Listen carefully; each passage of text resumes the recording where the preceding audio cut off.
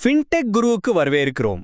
இங்கே நாம இந்திய பங்குச்சந்தையே அதன் அதிகாரப்பூர்வ ஆதாரங்களிலிருந்து பகுப்பாய்வு செய்றோம். எல்லா தகவல்களும் கல்வி மற்றும் ஆராய்ச்சி நோக்கங்களுக்காக மட்டுமே.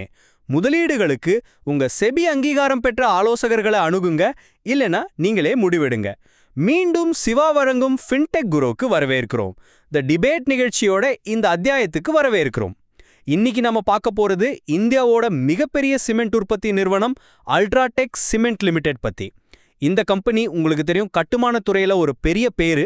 அதோட தொடர்ச்சியான விரிவாக்க முயற்சிகளுக்காகவும் ரொம்ப பிரபலமா இருக்காங்க. மார்க்கெட் சைஸ், அவங்களோட இருப்பு, இதெல்லாம் மறுக்கவே முடியாதுதான். ஆனா இந்த வளர்ச்சி பாதையில சில முக்கியமான சவால்களும் இருக்குன்னு சொல்லணும். குறிப்பா இந்த மூலப்பொருள் தட்டுப்பாடு, அப்புறம் இந்த சுற்றுச்சூழல் விதிமுறைகள் எல்லாம் கடுமையாகிட்டே போகுது. இந்த கையகப்படுத்தல்கள்னால வர்ற நிதிச்சுமை, இதெல்லாம் அவங்க எதிர்காலத்தை எப்படி பாதிக்குங்கிறது ஒரு பெரிய கேள்விக்குறி இல்லையா? ரொம்ப சரியா சொன்னீங்க. அப்போ இன்னைக்கு நம்ம வாதத்தோட மைய கேள்வியே இதுதான் வச்சுக்கலாமா? அல்ட்ராடெக் சிமெண்டோட இப்போதைய சந்தை ஆதிக்கம், அவங்களோட பெரிய உற்பத்தி திறன், அப்புறம் எதிர்கால விரிவாக்க திட்டங்கள் எல்லாம் சேர்ந்து அவங்களுக்கு ஒரு நீடித்த லாபகரமான வளர்ச்சிக்கு நல்ல அடித்தளம் கொடுக்குதா? இல்ல, சுற்றுச்சூழல் சார்ந்த அழுத்தங்கள், மூலப்பொருள் கிடைக்கிறதுல இருக்கிற சில நிச்சயமற்ற தன்மை, அப்புறம் கடுமையான போட்டி, இதெல்லாம் இந்த வளர்ச்சி பயணத்துக்கு பெரிய தடைகளை ஏற்படுத்துமா? இதுதான் நாம இன்னைக்கு அலச போற விஷயம். சரி, நான் இந்த இரண்டாவது கருத்தை தான் கொஞ்சம் அழுத்தமா சொல்ல போறேன். அதாவது அல்ட்ராடெக் எதிர்கொள்ற அபாயங்கள், முக்கியமா இந்த சுற்றுச்சூழல் இணக்கத்துக்காக அவங்க செய்ய வேண்டிய செலவுகள், மூலப்பொருள் சவால்கள், இதெல்லாம் அவங்களோட வளர்ச்சி வேகத்தையும் லாப வரம்புகளையும் கணிசமா பாதிக்க வாய்ப்பு இருக்குன்னு நான் சொல்றேன். சரி, நான் அதுக்கு எதிர்த்தரப்புல இருந்து பேசுறேன். அல்ட்ராடெக்கோட மார்க்கெட் லீடர்ஷிப், அவங்களோட வலுவான ஃபினான்ஷியல்ஸ், டெக்னாலஜி மேம்பாடு, அப்புறம் முக்கியமா இந்த சஸ்டைனபிலிட்டியில் அவங்க காட்டுற அக்கறை, இதெல்லாம் இந்த சவால்களை எல்லாம் எதிர்கொண்டு அவங்க வெற்றிகரமா முன்னேற உதவும் அப்படின்னு நான் என் தரப்பு வாதத்தை வைக்கிறேன். முதல்ல ஏன் நிலைப்பாட்டை கொஞ்சம் தெளிவா சொல்றேன். அல்ட்ராடெக் சிமெண்டோட பலமே அதோட சந்தை அளவுலையும் அவங்க செயல்படுற விதத்திலையும் தான் இருக்கு. நீங்க அவங்க ஆண்டு அறிக்கையை பார்த்தீங்கனாலே தெரியும். இந்தியாவில் கிரே சிமெண்ட், வெள்ளை சிமெண்ட், ரெடிமெக்ஸ் கான்கிரீட், அதாவது ஆர்எம்சி, இது எல்லாத்துலேயுமே அவங்க நம்பர் 1 இடத்துல இருக்காங்க. இது சாதாரண விஷயம் இல்லை. சைனாவுக்கு வெளியே ஒரே நாட்டில் 183.36 மில்லியன் டன் வருஷ உற்பத்தி திறன், அதாவது MTPA வச்சிருக்கிற ஒரே சிமெண்ட் கம்பெனி இதுதான். இந்த பரந்த உற்பத்தி நெட்வொர்க் பார்த்தீங்கன்னா 34 இன்டகிரேட்டட் யூனிட், 30 கிரைண்டிங் யூனிட், இது நாட்டோட 80% பகுதியை கவர் பண்ணுது. இது அவங்களுக்கு விலை நிர்ணயத்திலையும் சரி, விநியோகத்திலையும் சரி ஒரு பெரிய plus point. PL capital report படி அவங்களோட பிரீமியம் தயாரிப்புகள் பங்கு கிட்டத்தட்ட 37.4% இருக்கு. இது லாப வரம்புகளுக்கு நல்லா உதவுது. இந்த வலுவான அடித்தளம் தான் எதிர்கால வளர்ச்சிக்கான ஒரு சிறந்த தளங்கிறது என் வாதம். இல்ல, இந்த மார்க்கெட் லீடர்ஷிப் அந்த அளவு அதெல்லாம் நான் ஒத்துக்கிறேன். ஆனா என்னோட பார்வை கொஞ்சம் வேற மாதிரி இருக்கு.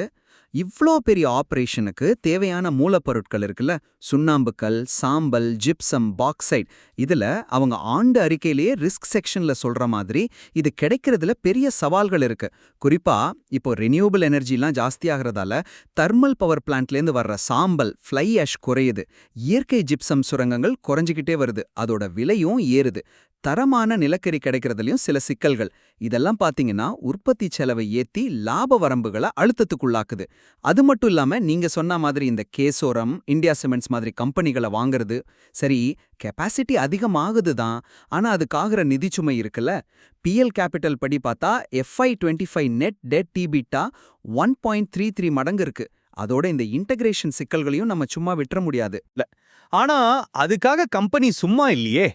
உதாரணத்துக்கு Rajasthan state mines and minerals limited, அதாவது RSML கூட அவங்க போட்டிருக்கிற ஒப்பந்தம் பாருங்க. அது மூலமா கொஞ்சம் தரம் குறைஞ்ச சுண்ணாம்புக்கல்ல பயன்படுத்தி அவங்க மூலப்பொருள் தேவையை சமாளிக்க பார்க்கறாங்க. இந்த மாதிரி உத்திகள் மூலமா அந்த மூலப்பொருள் ரிஸ்கை ஓரளவுக்கு குறைக்கிறாங்க. அப்புறம் நீங்க சொல்ற அந்த கையகப்படுத்தல்கள், கேசோரம் இந்தியா சிமெண்ட்ஸ் பிசினஸை வாங்கினது வெறும் கெப்பாசிட்டி விரிவாக்கம்னு மட்டும் பார்க்கக்கூடாது. அது ஒரு ஸ்ட்ராட்டஜிக் மூவ். முக்கியமா சவுத் இந்தியன் மார்க்கெட்ல அவங்க பொசிஷன் எது ரொம்ப பலப்படுத்துது, போட்டியும் குறைக்குது. ஆமா, இதனால கடன் அளவு, அதாவது நெட் டெட் EBITDA தற்காலிகமா கொஞ்சம் உயரலாம், அது உண்மைதான். ஆனா நீண்டகால வளர்ச்சி, மார்க்கெட் ஷேர் இதெல்லாம் கணக்கில் எடுத்தா இது ஒரு அவசியமான முதலீடு தான். FY25ல 7.1% வருவாய் வளர்ச்சி, பிஎல் கேபிட்டல் ரிப்போர்ட் படி. அப்புறம் Q1 FY25ல ஒரு டன்னுக்கான ஈபிட்டா வந்து $914 உயர்ந்திருக்கு பாருங்க. போன வருஷம் இது 640 ரூபாய் தான். இதெல்லாம் கம்பெனியோட நிதி ஆரோக்கியம் நல்லா இருக்குங்கிறத காட்டுது. ஒன்னுக்கான எபிடா அதிகரிச்சிருக்குங்கிறது நல்ல விஷயம்தான், ஒத்துக்கிறேன். ஆனா இது எரிபொருள், மூலப்பொருள் விலையெல்லாம் கொஞ்சம் சாதகமா இருந்த ஒரு குறிப்பிட்ட நேரத்தோட பிரதிபலிப்பா இருக்கலாமோன்னு தோணுது. நாளைக்கு இந்த விலைகள் மறுபடியும் ஏறிச்சுன்னா இந்த லாப வரம்பு இப்படியே நீடிக்குமாங்கிறது ஒரு கேள்விக்குறிதான். நீங்க சொல்ற RSML ஒப்பந்தம் மாதிரி சில தீர்வுகள் இருந்தாலும் இந்த சாம்பல், ஜிப்சம் பற்றாக்குறைங்கிறது ஒட்டுமொத்த சிமெண்ட் இண்டஸ்ட்ரியே சந்திக்கிற ஒரு பெரிய சவால். அல்ட்ராடெக் எவ்வளோ பெரிய கம்பெனியா இருந்தாலும் இந்த அடிப்படை பிரச்சனையிலிருந்து தப்பிக்கிறது கஷ்டம். அப்புறம் கைகப்படுத்தல் பத்தி பேசும்போது அந்த ஒருங்கிணைப்பு சவால்களை அவ்வளோ சுலபமா எடுத்துக்க முடியாது. வேற வேற கம்பெனி கல்ச்சர், அவங்களோட ஆப்ரேட்டிங் முறை, இது எல்லாம் ஒன்னா கொண்டு வர்றதுக்கு நேரமும் ஆகும், எக்ஸ்ட்ரா செலவும் ஆகும். இந்த ஒருங்கிணைப்பு சரியா நடக்கலைன்னா நாம எதிர்பார்க்கிற லாபத்துக்கு பதிலா செயல்பாடு குறையறதுக்கும் வாய்ப்பு இருக்கு. இது வெறும் கடன் சுமை பிரச்சனை மட்டும் இல்ல, இது ஒரு ஆபரேஷனல் சேலஞ்சும் கூட. செயல்பாட்டு திறன் பத்தி பேசும்போது அல்ட்ராடெக்கோட டெக்னாலஜி முதலீடுகளை நம்ம கண்டிப்பா பார்க்கணும். இப்போ SAP S/4HANAக்கு மாறுறாங்க. உற்பத்தி, பராமரிப்பு இதுலலாம் AI, ML, GenAI மாதிரி டெக்னாலஜியை பயன்படுத்துறாங்க. Smart manufacturing, predictive maintenance, logistics control tower மூலமா அவங்களோட சப்ளை செயினை இன்னும் திறமையா நிர்வகிக்கிறாங்க. இதெல்லாமே செயல்திறனை அதிகரிக்கவும் செலவுகளை குறைக்கவும் கண்டிப்பா உதவும். இது நீங்க சொல்ற மாதிரி மூலப்பொருள் விலை ஏறுனா கூட அதோட தாக்கத்தை ஓரளவுக்கு சமாளிக்க உதவும். நீங்க சொல்ற மாதிரி ஒருங்கிணைப்புல சவால்கள் இருக்கலாம், மறுக்கல. ஆனா அல்ட்ராடெக் மாதிரி ஒரு பெரிய அனுபவம் வாய்ந்த நிறுவனம் இந்த சவால்களை சமாளிக்கிற திறன் அவங்களுக்கு இருக்கு. அது மட்டும் இல்லாம அவங்களோட பரந்த விநியோக நெட்வொர்க், 145 லட்சம் சேனல் பார்ட்னர்கள் இருக்காங்க. அப்புறம் அவங்களோட பிராண்ட் வேல்யூ, இதெல்லாம் போட்டியாளர்கள் கிட்ட இருந்து அவங்கள வேறுபடுத்தி காட்டுது. டெக்னாலஜி முதலீடுகள் தேவைதான், சரிதான். ஆனா அதோட பலன் தெரிய கொஞ்சம் டைம் எடுக்கும். இன்னொன்னு, டெக்னாலஜிங்கிறது ரெண்டு பக்கமும் கூர்மையான கத்தி மாதிரி. அவங்க ஆண்டு அறிக்கையே சொல்ற மாதிரி டிஜிட்டல் மயமாகறதால சைபர் பாதுகாப்பு அபாயங்களும் அதிகமாகுது. இந்த டீப் ஃபேக், ஹேக்ஸ், ஃபிஷிங், ஜென்ஏஐ வச்சு பண்ற தாக்குதல்கள், இதெல்லாம் புது புது அச்சுறுத்தல்கள்.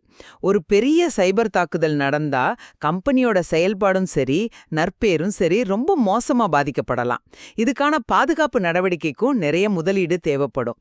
நீங்க சொல்ற பிராண்ட் வேல்யூ உண்மைதான். ஆனா சிமெண்ட்ங்கிறது பெரும்பாலும் ஒரு கமாடிட்டி மாதிரி தானே. இந்திய சந்தையில போட்டி ரொம்ப அதிகம். விலைங்கிறது ஒரு முக்கியமான ஃபேக்டர். மற்ற கம்பெனிகளும் அவங்க கெப்பாசிட்டியை ஏத்திக்கிட்டு வர்றாங்க. அதனால ஒரு விலைப்போர் வர்றதுக்கான வாய்ப்பு இருக்கு. அப்படி வந்தா அல்ட்ராடெக்கோட அந்த பிரீமியம் விலை நிர்ணய உத்தி கொஞ்சம் கேள்விக்குறியாகலாம். சரி, சஸ்டெய்னபிலிட்டி அதாவது நிலைத்தன்மை பத்தி பேசாம இந்த விவாதத்தை முடிக்க முடியாது. அல்ட்ராடெக் இதுல ஒரு முன்னோடியா இருக்காங்கன்னு சொல்லணும். 2050க்குள்ள நெட் ஜீரோ கான்கிரீட் அப்படிங்கிற இலக்கு வச்சிருக்காங்க. SBTI அங்கீகரிச்ச உமிழ்வு குறைப்பு இலக்குகள் இருக்கு. பசுமை ஆற்றல் பயன்பாட்டை அதிகப்படுத்துறாங்க. இப்பவே 28.8% மிக்ஸ் இருக்கு.